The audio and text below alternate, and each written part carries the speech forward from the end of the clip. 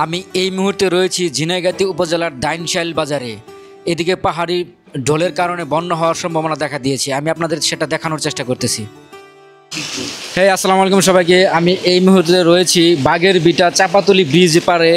এখানে যে একটা ছোট্ট একটা নদী, এই নদী ধরে পাহাড়ি ঢল নেমে এসে দেখতে পাচ্ছি যে এখানে যে একটা স্টিল ব্রিজ ছিল সেটা ভেঙে গিয়েছে।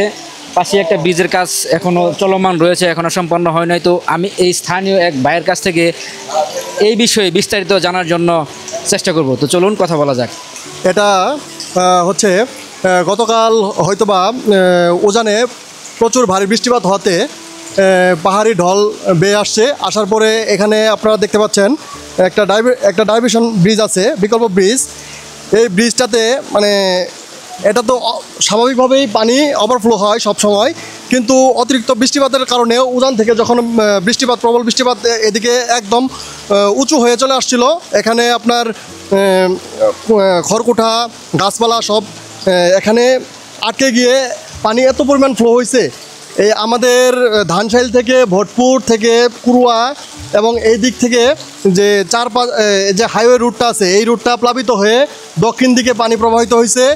আর হচ্ছে এই আপনারা দেখতে পাচ্ছেন এই ভাঙ্গার সাইড দিয়ে আপনার কোনো ব্যারিকেড না থাকায় পানি বেশি ওভারফ্লো হওয়ার কারণে এই পাশ দিয়ে বের হয়ে ওই যে আমাদের লিখন ভাইয়ের দোকানে একদম ভেঙে চড়ে নিয়ে এই দিক দিয়ে প্রবল ক্ষয়ক্ষতি করে একদম পানি আমাদের নিম্নাঞ্চলের দিকে প্রবাহিত হয়েছে।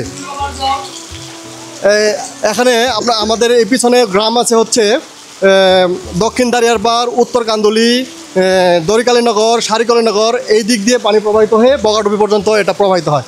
এইদিকে নিম্নাঞ্চলগুলো প্রবাহিত হয়েছে।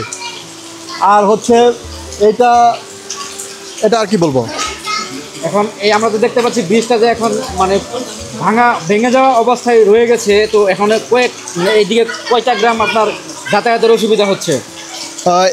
এখানে হচ্ছে আমাদের এই হাইওয়ে রুটের সঙ্গে ঝিনাইগাতী উপজেলা এবং আমাদের ইউনিয়ন পরিষদের সাথে কানেক্টেড আছে।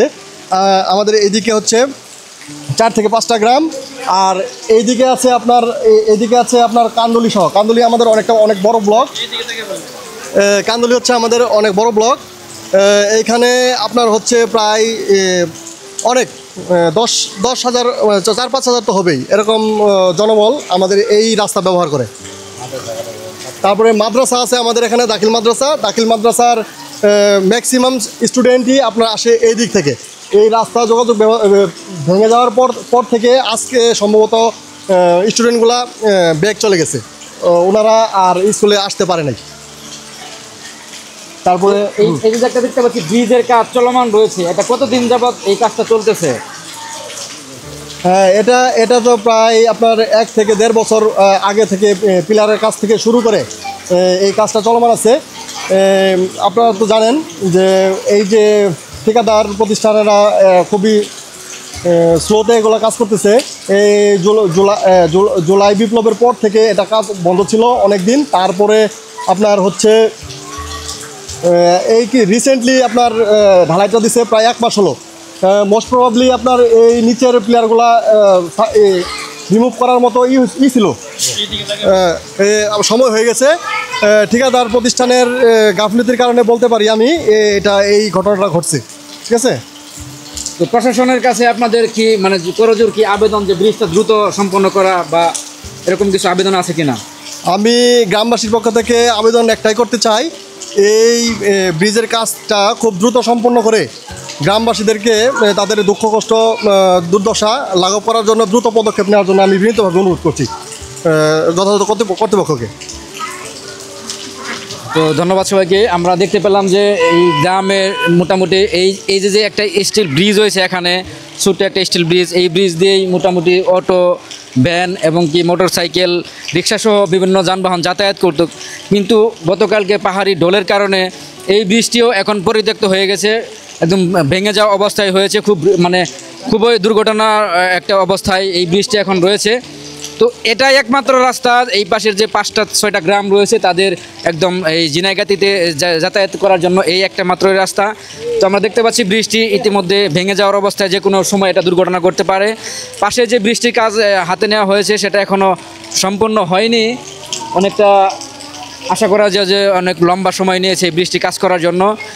তো এলাকাবাসীর একটাই দাবি যে দ্রুত এই কাজটা সম্পন্ন করে দেওয়ার জন্য, কারণ এই পাশে অনেক ছাত্রছাত্রী রয়েছে, তারা বিপরীত পাশে ঝিনাইগাতির দিকে গিয়ে লেখাপড়া করে আসে। তো এই যে আজকে পাহাড়ি ঢোলের কারণে এই বৃষ্টি ভেঙে যাওয়া অবস্থায় যেহেতু রয়েছে, সেই কারণে ছাত্রছাত্রীরা এই পাশ থেকে ওই ঝিনাইগাতির দিকে ওরা গিয়ে লেখাপড়ার যে মানে করার যে একটা এই আগ্রহ, সেটা আজকে প্রকাশ করতে পারে নাই, কারণ এই যাতায়াত অবস্থা এখন সেটা ঠিক হতে পারেনি এখনও।